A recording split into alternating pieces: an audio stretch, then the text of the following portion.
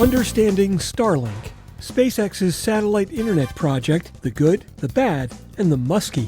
That story's coming up next on today's episode of Telecom News Bytes, brought to you by 911 Inform, delivering next-generation 911 solutions for the enterprise compliance with Kerry's Law and the Ray-Bombs Act today, and making every second count when it matters most. Now here's your news bite for Wednesday, May 4th, 2022. Most people will recognize StarLink as the name of a satellite network developed by the private spaceflight company SpaceX that provides low-cost internet to otherwise inaccessible remote locations. When deployed fully, SpaceX hopes to have as many as 42,000 satellites in what they call a mega constellation, flying at a low Earth orbit, or LEO, because we just don't have enough acronyms in this industry.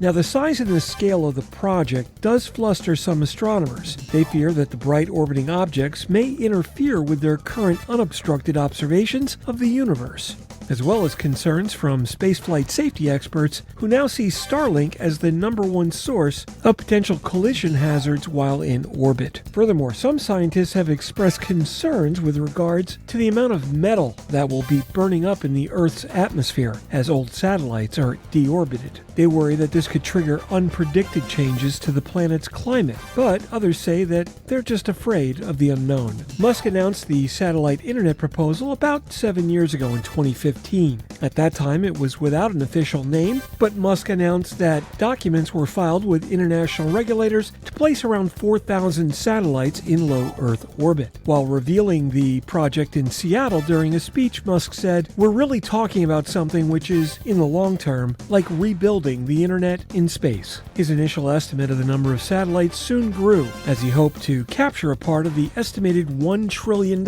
worldwide internet connectivity market, and using some of those revenues to help reach his vision of one day colonizing Mars. The FCC has granted SpaceX permission to fly 12,000 StarLink satellites, and the company's filed paperwork with an international regulator to launch an additional 30,000. Now, to put that in perspective, as of January 5th of this year, according to the European Space Agency, there have been a total of 12,480 satellites that have been launched in all of history. And out of all of those, just over 39%, about 4,900, are still active. SpaceX first launched their 2 StarLink craft in February of 2018. The mission went well, and the company asked regulators for its fleet to be allowed to operate at lower altitudes than they originally planned, with the FCC agreeing. The first 60 StarLink satellites were launched in May of 2019 aboard the SpaceX Falcon 9 rocket. The satellites all successfully reached their operational altitude of 340 miles, and due to the atmospheric drag at this orbit, the satellites only get a useful life of a few years. After that, they re-enter the Earth's atmosphere, burning up all remnants of themselves and preventing from cluttering up precious space orbital real estate.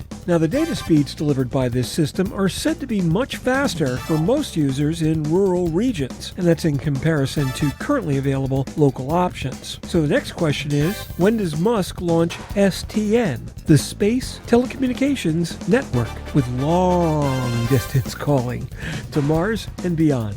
That wraps up this episode of Telecom News Bytes, brought to you by 911 Inform, delivering next-generation 911 solution for Kerry's Law and the Ray-Bombs Act compliance today, and making every second count when it matters most. Check them out on the web at 911inform.com. I'm Mark Fletcher, and I'm Vice President of Public Safety Solutions at 911 Inform. You can follow me on Twitter at Fletch911. Check out all of my blogs and podcasts. That's on Fletch.tv. And remember to like and subscribe so you'll be notified whenever a new podcast is published. Telecom News Bytes is published every Monday through Friday and is available on podcast platforms such as Apple Podcasts, Spotify, and the iHeartRadio network. Thanks again so much for listening. We'll catch you next time. Stay safe and take care.